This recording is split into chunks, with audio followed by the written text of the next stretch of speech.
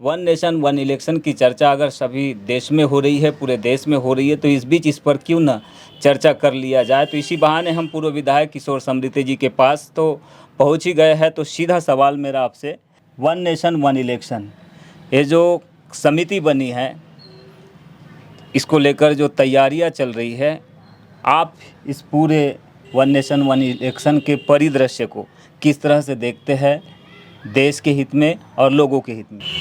देखिए, आपसे बात बताएं कि देश हमेशा कॉन्स्टिट्यूशन से चलता है।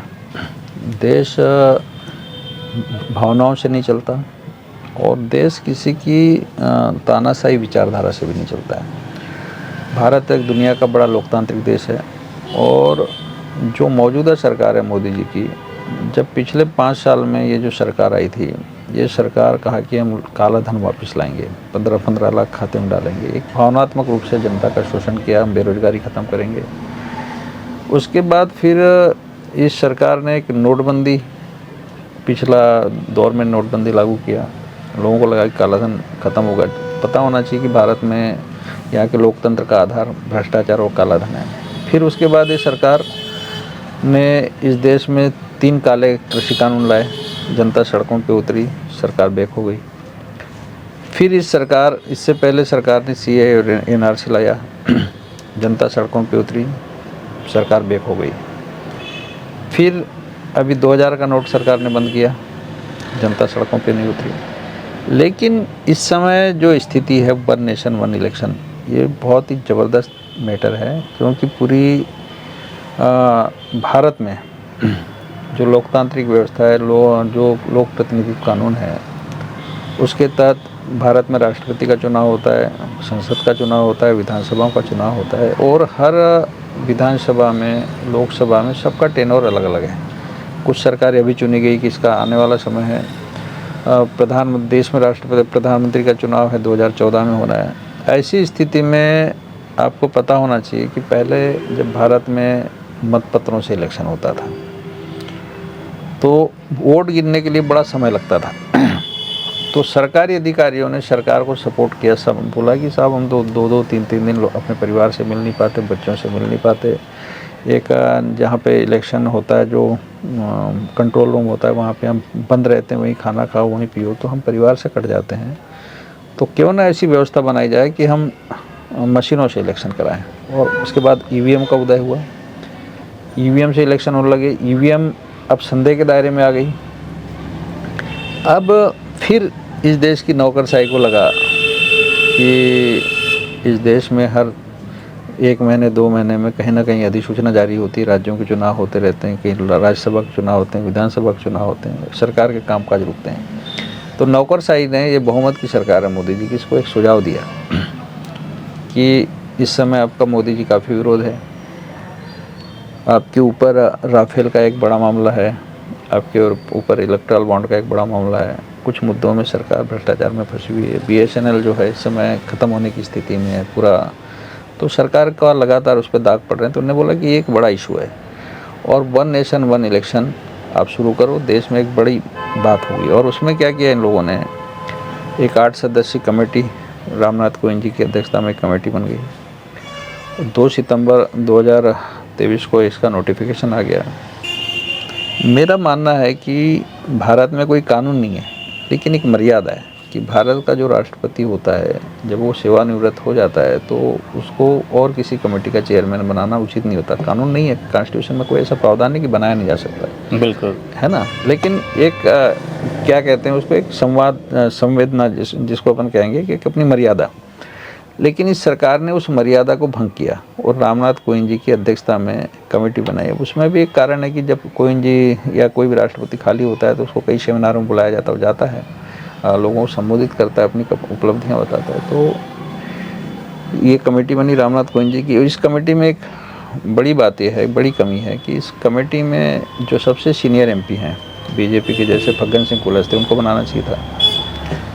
कांग्रेस का सबसे सीनियर एमपी कमलनाथ जी हैं लोकसभा में, उनको यहाँ पे मेंबर बनाना था, उनको नहीं बनाया।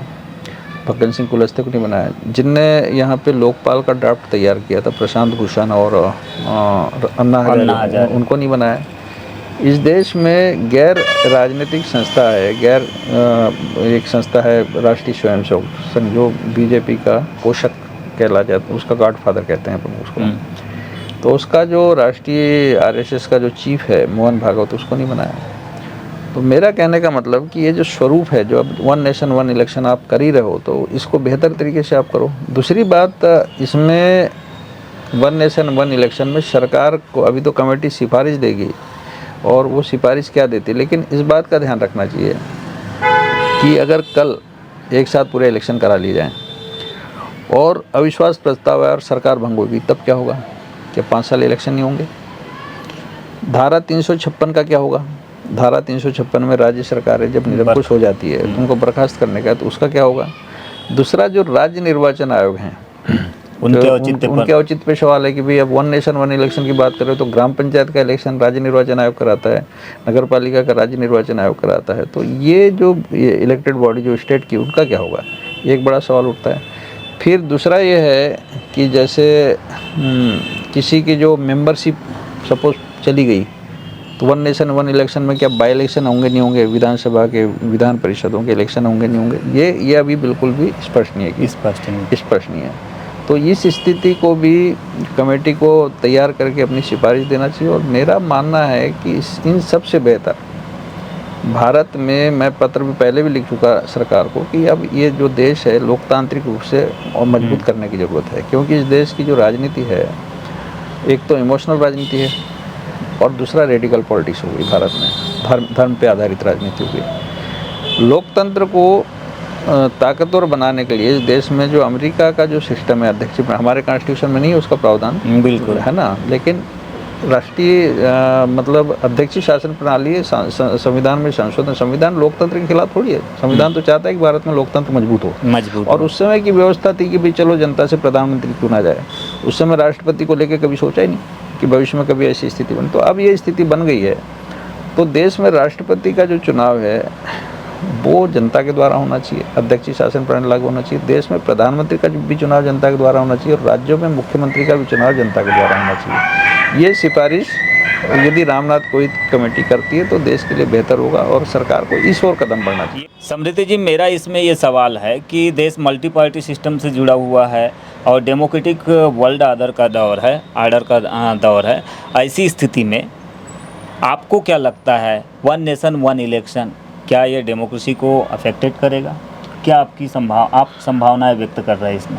देखिए, मैं आपसे फिर बता रहा हूँ कि हमारे देश में इलेक्शन कमीशन में पीपुल्स एक्ट के तहत, पीपुल्स रिप्रेजेंटेटिव एक्ट के तहत 2000 करीब पार्टियां रजिस्टर्ड है। बिल्कुल। और कुछ में कुछ क्षेत्रीय दल हैं, कुछ राष्ट्रीय दल हैं। तो वन नेशन वन इलेक्शन में जिनको देश में चुनाव लड़ना है वो राष्ट्रीय दल अपना देश में लड़ेंगे, जिनको राज्य में लड़ना है राज्य में लड़ेंगे, क्योंकि अधिसूचना तो एक साथ जारी होगी ना, लोकसभा की और विधानसभा की। तो जो दल राज्य में लड़ना है वो राज्य में लड़ेंगे, जिनको लोकसभा देश में लड़ना है वो देश में लड़ेंगे। तो उसमें कोई बात नहीं है। बात यह है कि जो मतलब अगर हम बात करें तो जिन राज्यों में हिंसा होती है सर्वाधिक इलेक्शन को लेकर, पंचायत चुनाव को, तो वो स्थिति आ जाएगी वन नेशन वन इलेक्शन में। मतलब जैसे पंचायत चुनाव में मारकाट होती है, मुझे लगता है वो स्थिति, हिंसा का दौर बढ़ेगा, आपसी टकराव बहुत ज़्यादा बढ़ेगा। और जो इलेक्शन कमीशन है और जो अपने आगे फोर्सेज है, पुलिस बल है, वो एक साथ इतना काम नहीं कर पाएगा, क्योंकि फोर्स की जरूरत तो पड़ती है बहुत ज़्यादा। तो वन नेशन वन इलेक्शन कितने चरणों में होगा, पहले चरण में कितना होगा, दूसरे चरण में कितना होगा, तीसरे चरण में कितना होगा, मुझे लगता है तो 6, 7, 8 महीने चलने वाली प्रक्रिया है, बहुत भयंकर होगा ये। अच्छा, तो मुझे नहीं लगता मतलब एक बार में संभव नहीं लगता है आपको? इसलिए संभव नहीं, आप सोचो ना कितना मैन पावर लगेगा, आप कल्पना कीजिए कितना फोर्सेस लगेगा। मान के चलो 5 राज्यों को पूरे ईवीएम की भी संख्या बढ़ाना पड़ेगी, कितनी संख्या मतलब ईवीएम बैलेट पेपर कितना भयंकर है। तो चलो हमारा देश है, हमारे यहाँ के इलेक्शन कमिश्नर बड़ा ताकतवर है, हमारे यहाँ की सारा से प्रशासनिक अमला भी बड़ा ताकतवर है, लेकिन आफ्टर ऑल कहीं ना कहीं आपको परेशानियों का सामना करना पड़ेगा और ये कोई छोटा मोटा फैसला नहीं है।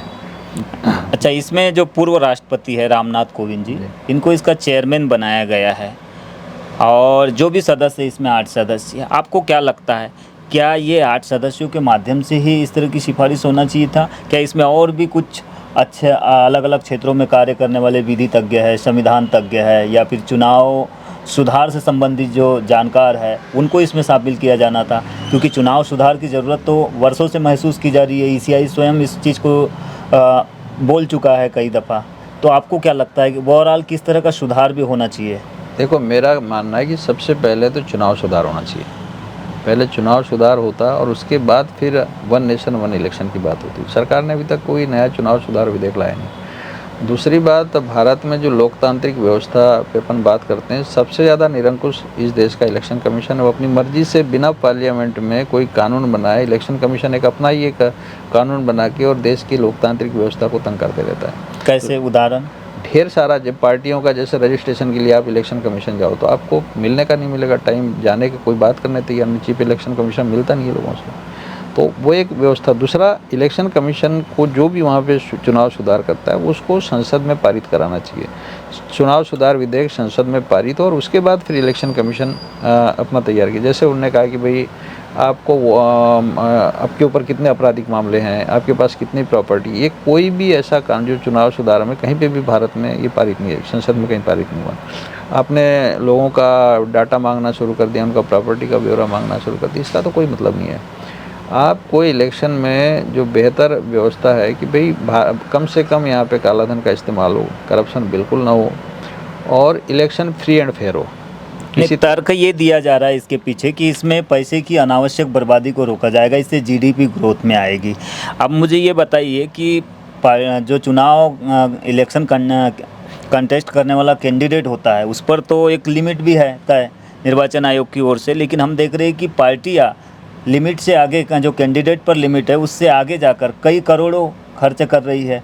तो क्या इसके लिए भी आपको लगता है कि कुछ प्रावधान आने चाहिए चुनावी सुधार? भारत में भी बड़ा घोटाला हुआ इलेक्ट्रल बॉन्ड का।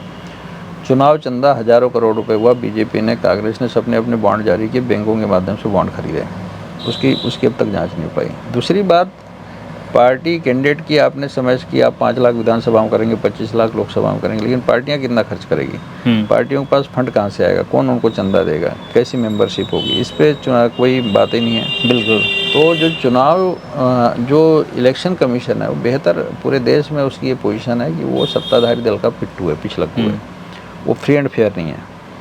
तो यहाँ पे चूँकि सरकार का बड़ा एक हस्तक्षेप होता है और उसके कारण यहाँ पे फ्री एंड फेयर इलेक्शन, आपने देखा है इस देश में कि पूरी सरकार की सरकार खरीद ली गई। महाराष्ट्र की पूरी सरकार खरीद ली गई, मध्य प्रदेश में एमएलए खरीद लिए गए। कोई इलेक्शन कमीशन ने इंक्वायरी बिठाई, कोई खरीद पर कोई जांच कराई? तो भारत में फ्री एंड फेयर इलेक्शन पे तो आप बात ही बंद कर दो। दूसरा, वन नेशन वन इलेक्शन पे हम, तो आपको क्या, सरकार खरीदने वाली बात आई, विधायकों को खरीदने वाली बात आई है, तो आपको क्या लगता है ये जो राजीव गांधी जी के समय का दल बदल कानून है, क्या वो औचित्यहीन है? तो आप देखो, उस समय जो नरसिंह राव की सरकार में जो झारखंड के सांसदों को खरीदा गया था ना, बाबूलाल मरांडी और शिबू सोरेन, जो खरीद फरोख्त हुई थी, उस अकेले पीवी नरसिंह राव की सरकार पे उस समय मामले बने थे। बाबूलाल मरांडी और शिबू सोरेन सब पे केस बने। लेकिन इतना बड़ा जो वो जो दल बदल कानून के रहते, महाराष्ट्र की पूरी सरकार खरीद लिया गया, मध्य प्रदेश की पूरी सरकार चली गई, गोवा की पूरी सरकार इधर से उधर हो गई। तो मेरा कहना है यहाँ पे फिर दल बदल कानून को लेकर इलेक्शन कमीशन ने क्यों अपना डंडा नहीं किया, क्यों इस पर इंक्वायरी नहीं कराया? तो यही तो एक जनता देख रही है ना आपको कि आप किस तरफ चल रहे हो। और वन नेशन वन इलेक्शन की आप बात कर रहे हो, आपको पता होना चाहिए कि इस देश में गाँव की स्थिति बहुत ख़राब है। इस पूरे देश में आप रोटी पे बात नहीं कर रहे हो, बेरोजगारी पे आप बात नहीं, क्या ज़रूरत है इस देश में? जब आप पहली बार आए थे तब आप कर देते कि नोटबंदी की जगह आप वन नेशन वन इलेक्शन की बात कर देते। आप सीए और एनआरसी की जगह आप वन नेशन वन इलेक्शन की बात कर देते। आप कृषि कानूनों को आपने लागू किया, मैंने सरकार को लिखा कि भाई 3 कृषि कानून आपने, 4 कृषि कानून आपने लाए, उससे बेहतर है कि संसद में आप कृषि बजट अलग से पेश कर दो, जैसे पहले रेल बजट होता था वैसे स्पेशल किसानों के लिए बजट पेश कर दो। तो सरकार ने उस पर कुछ नहीं किया। तो मेरा कहना, सरकार छोटे छोटे स्टंट करती है। कहीं आपने कर दिया कि आप देखो बिग भरमित, हाँ, आपको क्या लगता है? नहीं, मेरा कहना है कि सरकार, ये प्रधानमंत्री फुल फ्लेज गवर्नमेंट है, आप दुनिया में बड़ा लोकतंत्र बनो, एक दुनिया के लिए एक बड़ा आइडियल बनो। आप अभी अपने देश में, आपने देश को बोल तो रहे हैं कि हम दुनिया को संदेश, आपने झुग्गी मुक्त नहीं करा पाया भारत में, है ना? भारत में आपकी सरकार किस तरह काम करती है? मैं पूरे देश में भाजपा और कांग्रेस के और जो ताकतवर दल उनसे कहता हूँ कि अगर आपकी सरकार है और देश में सही काम हो रहा है तो 1 घंटे में किसी भी थाने में 154 की FIR करा के आओ। थानेदार आपको कितने देर में FIR करता मुझे बताना। पटवारी से ज़मीन लपवा के और अपना नामांतरण करा के बताओ। किसी बैंक से 1 सप्ताह में लोन लेके बताओ।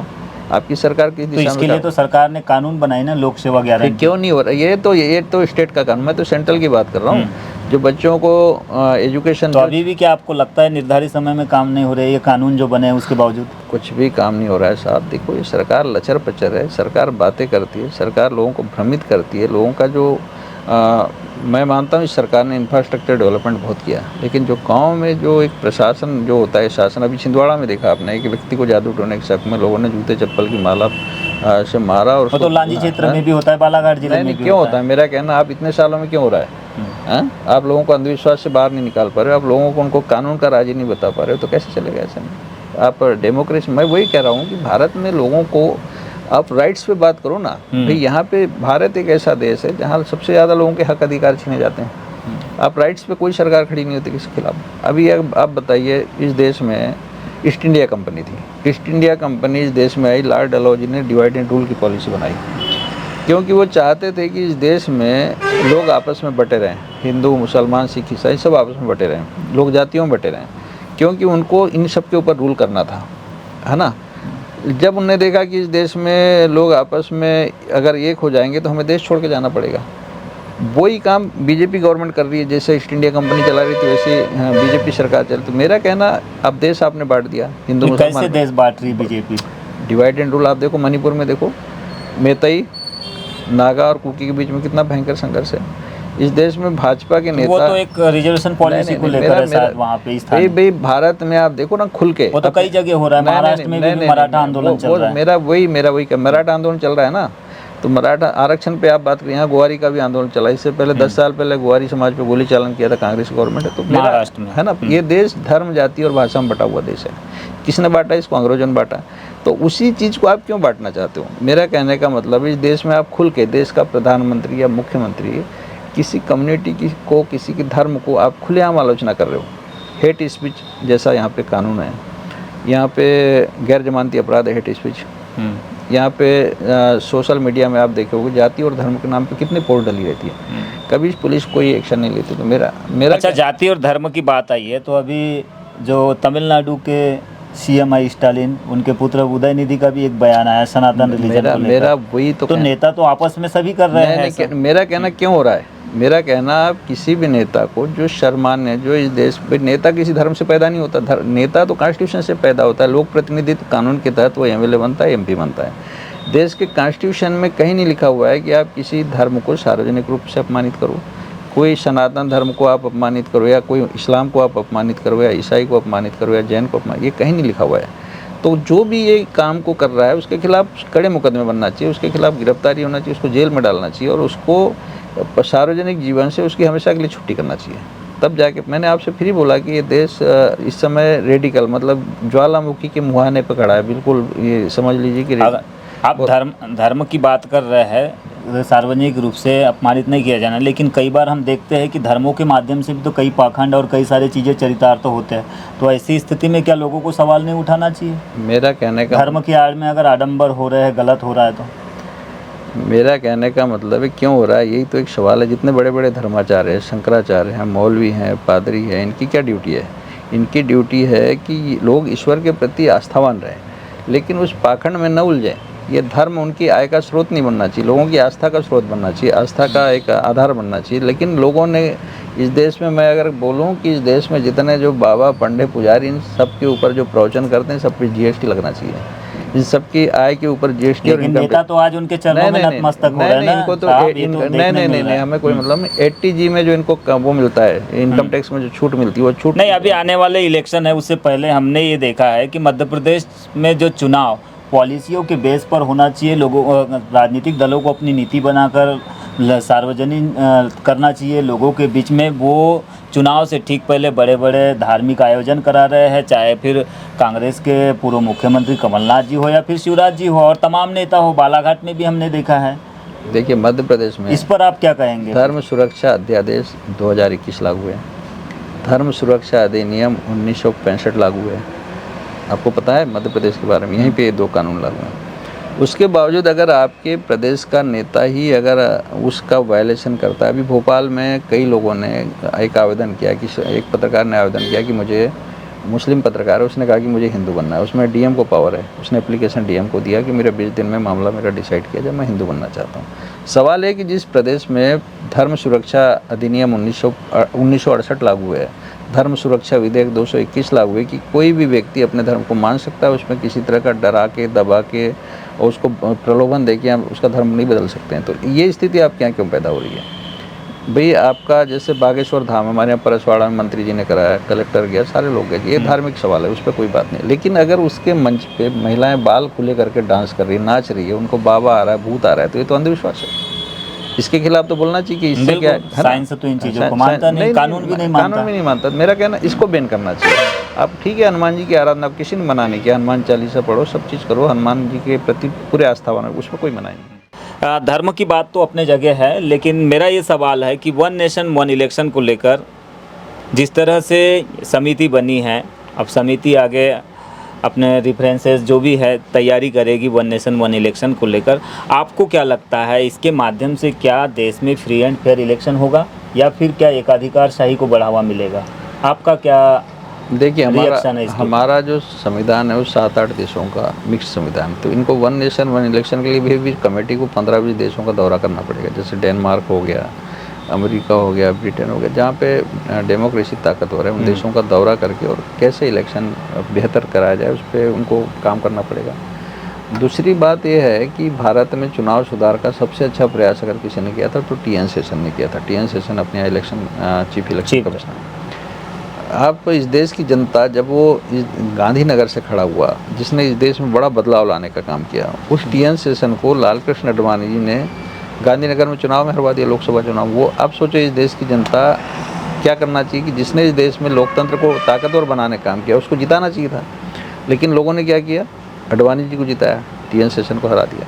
तो ये जनता की सोच है भारत में।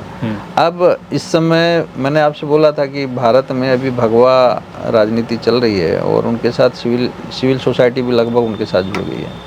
तो अब ये इनका वन नेशन वन इलेक्शन हमको तो और जनता को अच्छा लग रहा है, अपोजिशन को पता नहीं क्या लग रहा है, और उसके रिजल्ट अभी तो चालू होने को ही है। जब समिति कमेटी अपना रिपोर्ट देगी तो आपको लगता है आने वाले समय इसका भी विरोध हो सकता है देश में? विरोध होगा, इसलिए होगा कि ये एक तरह का बोझ है ज़बरदस्ती का।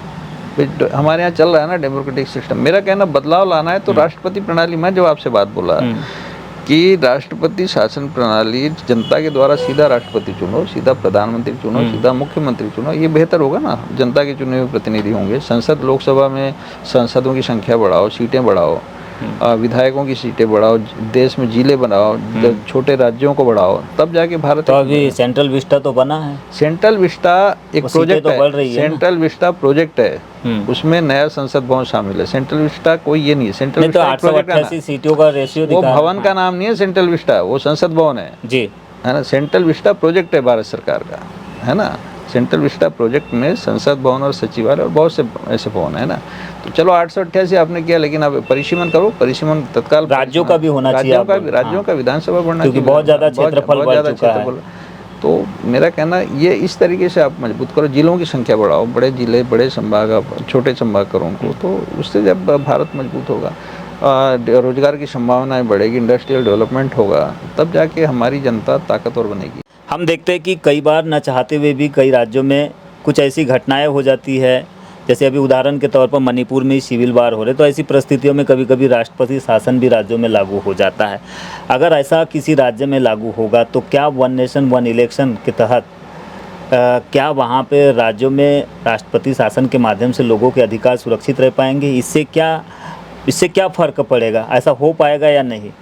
आपको क्या लगता है? देखो, अभी हमारे यहाँ जो पीपल्स रिप्रेजेंटेटिव एक्ट है, जिसमें इलेक्शन कमीशन काम करता है, और उसमें लोकसभा और राज्यसभा और विधानसभाओं को, उसमें कि राष्ट्रपति शासन लगने के बाद हमारे कॉन्स्टिट्यूशन प्रावधान है कि 6 माह के भीतर चुनाव कराना है। बिल्कुल, है ना। हमारे यहाँ आपने देखा होगा जब राम मंदिर, बाबरी मस्जिद डिमोलिशन हुआ था तो 4 राज्यों की सरकार भंग हो गई थी, 6 महीने में इलेक्शन कराना पड़ा, मध्य प्रदेश की सरकार हुई। लेकिन वन नेशन वन इलेक्शन में अब इसका सब्स्टिट्यूट क्या होगा? सवाल है कि आपको एक साथ पूरे इलेक्शन कराना है। अगर बीच में अगर कोई ऐसी स्थिति हो गई और विधानसभा भंग हो गई तो क्या 5 साल वहाँ इंतजार करना पड़ेगा? ये सब चीज़ों, मैंने आपसे बोला धारा 356, अगर 6 महीने के अंतराल में अगर कोई सरकार गिर गई, हाँ तो वही मेरा कहना, धारा 356 या केंद्र की सरकार ही गिर जाए, केंद्र की सरकार स्पष्ट बहुमत में नहीं आई और फिर क्या इलेक्शन कराना पड़ेगा? तो ये बड़ी बड़ी विकट परिस्थितियाँ लोकतंत्र के लिए। वन नेशन वन इलेक्शन इतना आसान नहीं है और ये अभी देश में दुनिया में कहीं नहीं है वन नेशन वन इलेक्शन, सिर्फ भारत में ही शुरुआत है। भारत का जो कॉन्स्टिट्यूशन है और भारत का जो इलेक्शन कमीशन है वो दुनिया की नकल करता है, इनका अपना अपना कुछ नहीं है।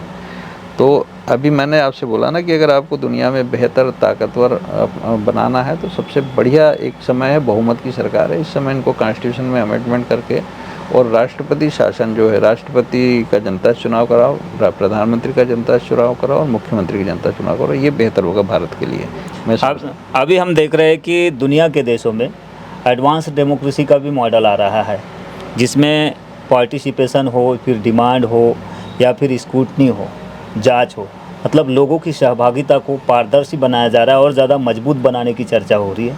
ऐसी स्थितियों में वन नेशन वन इलेक्शन, इसका लोकतंत्र पर क्या असर आपको समझ में आ रहा है? क्या इससे लोकतंत्र मजबूत होगा, कमज़ोर होगा? आपकी क्या राय है? देखो, मेरा तो मानना है इससे डिक्टेटरशिप बढ़ेगी, तानाशाही बढ़ेगी। एक बार इलेक्शन होने के बाद में 5 साल आप चुनाव करा नहीं पाओगे और इससे जो एक तानाशाही, अभी आपने देखा मोदी जी गए थे साउथ अफ्रीका, तो उसमें लोगों ने कहा कि गो मोदी गो, न्यू हिटलर इन वर्ड, तो लोगों ने इस तरह का नारा दिया। लेकिन देश में तो भाजपा के कार्यकर्ता बोल रहे हैं कि मोदी जी का नाम दुनिया में चलता है, डंका बज रहा है। मेरा कहना, मोदी जी पूरी दुनिया का दौरा किए। अगर इस बात की आप संसद में बताओ, ये कराओ कि भाई मोदी जी जिन राज्यों में, जिन देशों में गए, वहाँ पे भारतीय राजदूत, तो उनकी मजबूरी है, उनको अपने देश का पीएम आया, राष्ट्रपति आया रिश्यू करना, लेकिन उस देश का राष्ट्रपति या उपराष्ट्रपति या उस देश का पीएम जहाँ जो सिस्टम है, क्या वो कभी रिश्यू करने आए? कितने देशों में उनका एक प्रोटोकॉल ही ऑफिसर आके रिश्यू करके चला गया। तो ये एक अच्छी बात नहीं, लेकिन फिर भी हमारे प्रधानमंत्री ने दुनिया में अपने देश का डंका बजाने का काम किया।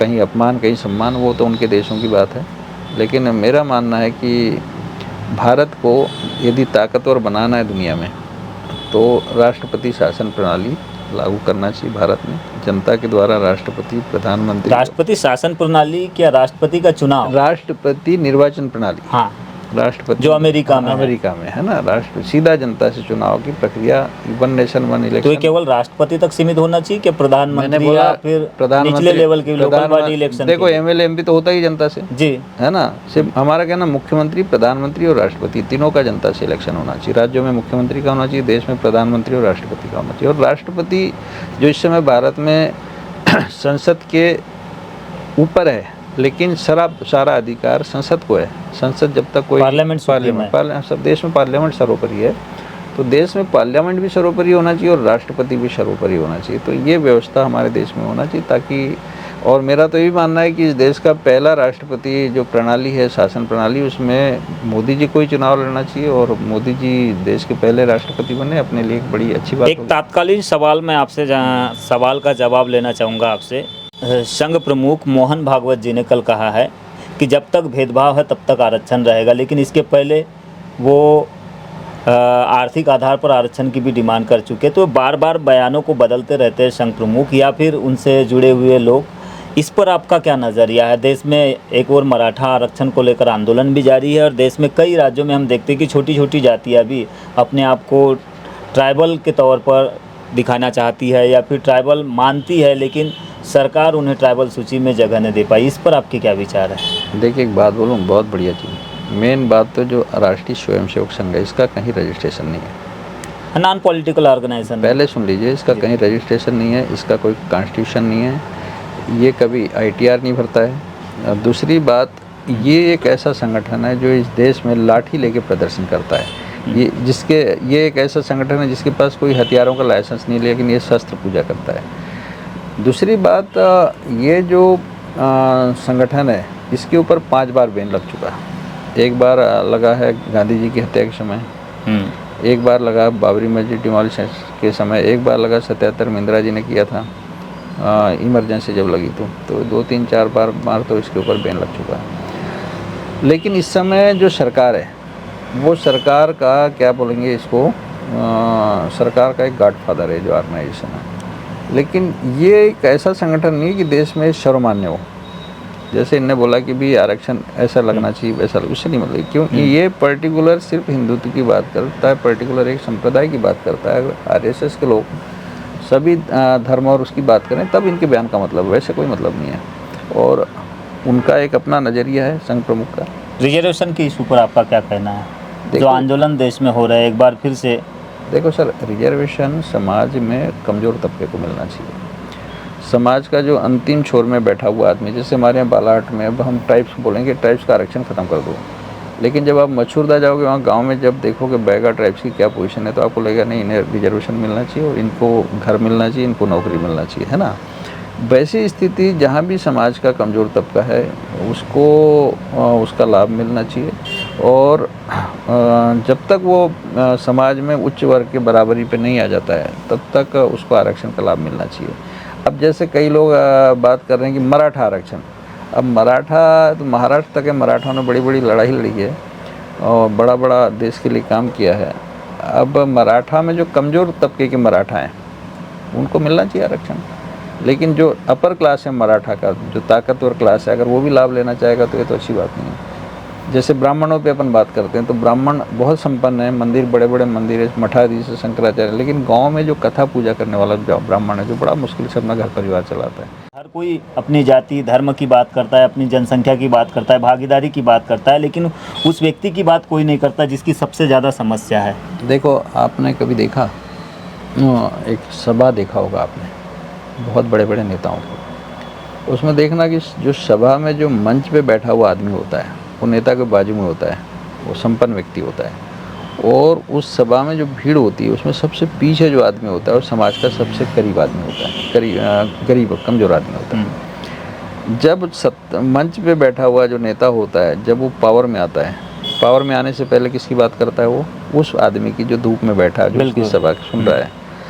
लेकिन जब वो उसके वोट से वो पावर में आता है तो सबसे पहले किसका काम करता है? जो उसके बाजू में बैठा है, सोने में की अंगूठी पहना हुआ, सोने का छल्ला पहना हुआ, बड़े बड़े मकान में। तो स्थिति है कि सरकारें जो है गरीब तबके के साथ, जब से मैं देख रहा हूँ शुरू से लेकर अब तक, सरकारों का कभी गरीबों के प्रति कोई रुझान नहीं। अभी जैसे लाडली बहन योजना बात करो, 1250 दे रहे हैं, 3000, भाई आप उनको वो मत दो, आपसे नहीं मांग रहा है कोई पैसा, 3000 और 1500 कोई भूखे नहीं है। आप उन्हें संपन्न बनाओ, ताकतवर बनाओ, ताकि उनके परिवार में कोई भूख से न मरे, उनके बच्चे पढ़ें, उनका परिवार अच्छे से रहे। उस दिशा में आप प्रयास करो ना। आप उनको क्या देना चाहते हो? कल पता चला कि उन पैसों से कोई ऑनलाइन सट्टा खेल लिया, तब आपको कैसा लगेगा? गलत दिशा में चल गए तब कैसा लगेगा? तो सरकार... एक सवाल मेरा और, जब से ह्यूमन राइट्स आया है 1948 के बाद से, हमारे देश में भी 1993 में संशोधन हुआ है, मानव अधिकार का दौर आया है, तब से ये माना गया है कि जन्म से ही हर व्यक्ति के अपने अधिकार होते हैं, बर्थ राइट होते हैं, नेचुरल राइट से होते हैं, जीवन जीने का अधिकार होता है।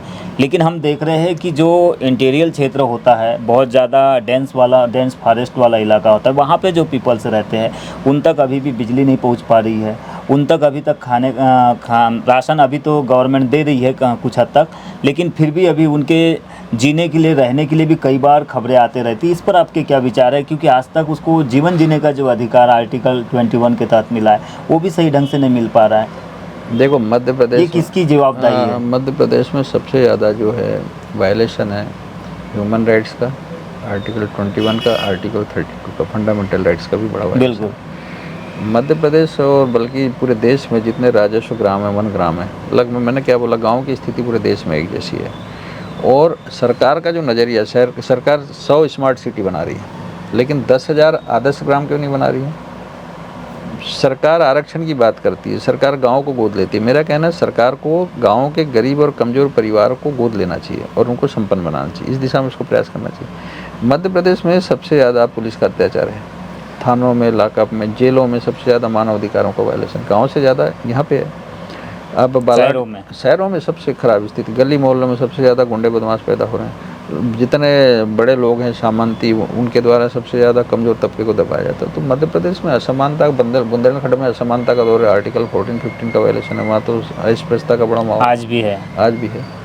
तो ये स्थिति से चूँकि जो हमारे यहाँ जो पॉलिटिक्स है उसकी वजह है, ये कास्ट पॉलिटिक्स है। कास्ट पॉलिटिक्स में जो नेता आता है तो उसको लगता है कि मुझे अपना भला करना है, अपने परिवार का भला करना है, लास्ट में बोलता है मेरी जाति का भला करना है। तो जाति में जातिगत आरक्षण की मांग तेज हो गई, आपने देखा होगा। हाँ। लेकिन कभी कोई बात नहीं करता कि मेरा गांव ठीक हो, मेरा प्रदेश ठीक हो, मेरा देश ठीक हो, मेरा जिला ठीक हो, मेरे यहाँ से बेरोजगारी खत्म हो, मेरे यहाँ की महिलाओं का सम्मान हो, मेरे यहाँ स्कूल अच्छे हों, कॉलेज अच्छे हों। इस दिशा में कोई बात नहीं, जाति पे बात आती है। तो कास्ट पॉलिटिक्स जो है इसकी बड़ी वजह है, क्योंकि आपके पास कम पढ़े लिखे कमज़ोर नेता हैं और उन नेताओं की नासमझी से ये सारी प्रॉब्लम खत्म बढ़ रही है। और नौकरशाही, इस देश में नौकरशाही में आप देखो, आप पुलिस मौके में चले जाओ तो वहाँ पूरा ब्राह्मणवाद मिलेगा आपको, फॉरेस्ट में चले जाओ तो ब्राह्मण। आप एक जाति वर्ग को क्यों टिप्पणी कर रहे हैं? मैं टिप्पणी नहीं कर रहा हूँ, मैं जो बात तो सभी वर्ग दिखाई दे रहा है। नहीं, हम बता रहे हैं आपको। अच्छा, बड़े लेवल पे, बड़े लेवल की बात कर रहा हूँ मैं, गांव की बात नहीं कर रहा हूँ। IPS IPS की बात कर रहा हूँ। तो जो जैसे जिस जाति का, मैं चीफ सेक्रेटरी बन गया, मैं ब्राह्मण हूँ, तो मैं कोशिश करूँगा मेरी जाति के पूरे लोग आ जाएँ। कोई होगा मान के चलो अम्बेडकरवादी, तो वो चाहेगा कि मेरे पूरी जाति का। तो इससे क्या होता है, जातिगत टकराव बढ़ता है, फिर आरक्षण की मांग उठती, फिर सड़कों में विद्रोह पैदा होता है। तो ये उसकी वजह है। तो सरकार को इस पर ध्यान रखना चाहिए, कोई भी इस तरह के दूसरों के राइट्स, दूसरों के हक मार के और दूसरों के हक किसी को न दिलाए जाएं, ताकि टकराव न बढ़े। मेतई में क्या हुआ, मणिपुर के एक हाई कोर्ट ने, एक एक्टिंग चीफ जस्टिस ने कहा कि भाई जो मेतई कास्ट है उसको क्या कर सकते हैं हम, उसको दर्जा दे सकते हैं, अनुसूचित जाति का है।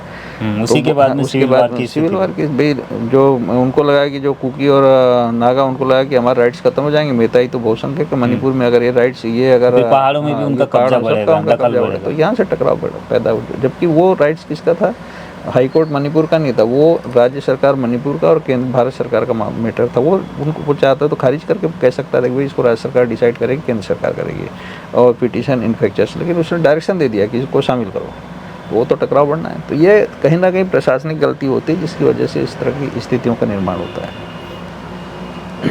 तो ये थे पूर्व विधायक किशोर समृद्धि। आगे और भी हम ऐसे ही कुछ लीडर्स से आप लोगों को मिलाते रहेंगे इंटरव्यू के माध्यम से। मुझे दीजिए इजाज़त और इस वीडियो को अधिक से अधिक शेयर करना ना भूलें। धन्यवाद।